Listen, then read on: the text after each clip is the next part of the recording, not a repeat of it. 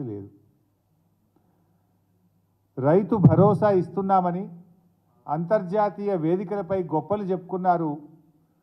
రైతు బంధునే ఇలా మొదలుపెట్టి 100 రోజులైనా పాతది కూడా ఈ రోజుకు పూర్తి చేయలేకపోయినారు. పాలనలోకి రాగానే రైతు రుణమాఫీ అన్నారు. దానిపైన అతి గతి లేదు. ఒక్క అడుగు కూడా ముందుకు పడ్డ పరిస్థితి లేదు.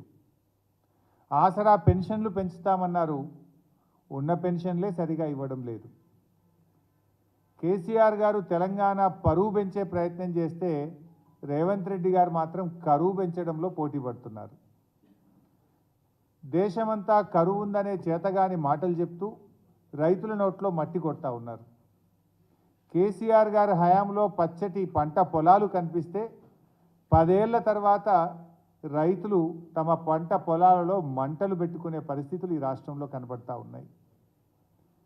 కేసీఆర్ గారు వ్యవసాయాన్ని శిఖరాగ్రంలో నిలబెడితే రేవంత్ రెడ్డి గారు శిథిలావస్థలోకి చేర్చుతున్నారు.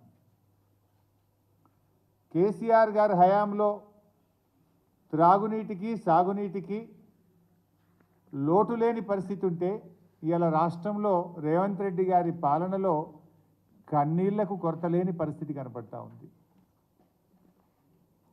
మిషన్ భగీరథ ఇంటింటికి నీళ్ళు ఇచ్చే పథకం కేసీఆర్ గారు తీసుకొస్తే రేవంత్ రెడ్డి గారి రాజ్యంలో మళ్ళీ ఖాళీ బిందెల ప్రదర్శన కనబడతా ఉంది. స్వయంగా ఆయన నియోజకవర్గం కొడంగల్లోనే కనబడ్డది. నిన్నెవరో ఖమ్మం నుంచి వచ్చి చెప్తా ఉన్నారు. ఖమ్మం పట్టణంలో ప్రతి 3 రోజులకు ఒక్కసారి నల్లా వస్తుందట. ఈరోజు గత 5 ఏళ్ళు కేసీఆర్ గారి హయాంలో ఖమ్మంలో ప్రతిరోజు ఇంటింటికి త్రాగునీరు వచ్చింది. మీరు వచ్చిన 100 రోజుల్లోనే ఏమైపోయింది? 3 వద్దులకు ఒక్కసారి ఖమ్మం పట్టణంలో నల్ల నీళ్ళు ఎందుకు వస్తున్నాయి?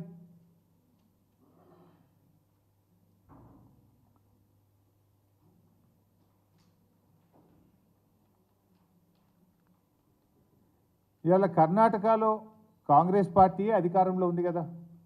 మీరే చెప్తున్నారు మా పార్టీయే ఉందని. కనీసం కర్ణాటకను ఒప్పించో మెప్పించో తాగునీళ్ళు తీసుకురావడానికి, సాగునీరు మీరు ఎట్లా తేలేకపోతున్నారు కానీ త్రాగునీరైనా తేవడానికి కర్ణాటకను ఒప్పించడంలో మీరు పూర్తిగా వైఫల్యం చెందినారు. ఇవాళ మేము కృష్ణా మేనేజ్మెంట్ బోర్డుకు కేంద్ర ప్రభుత్వ ఆధీనంలోకి ప్రాజెక్టులు పోకుండా మేమేమో పోరాటం చేస్తే మీరు వచ్చి రాగానే కృష్ణా మేనేజ్మెంట్ బోర్డుకు ప్రాజెక్టులు అప్పగించడానికి కేఆర్ఎంబి మీటింగ్లో ఒప్పుకొని వచ్చిండ్రు. మళ్ళీ బీఆర్ఎస్ పార్టీ ఉద్యమ బాట పడితే బీఆర్ఎస్ పోరాడితే మళ్ళీ తోక ముడిచి ప్రాజెక్టులు ఇవ్వమని అసెంబ్లీలో తీర్మానం చేసిండ్రు.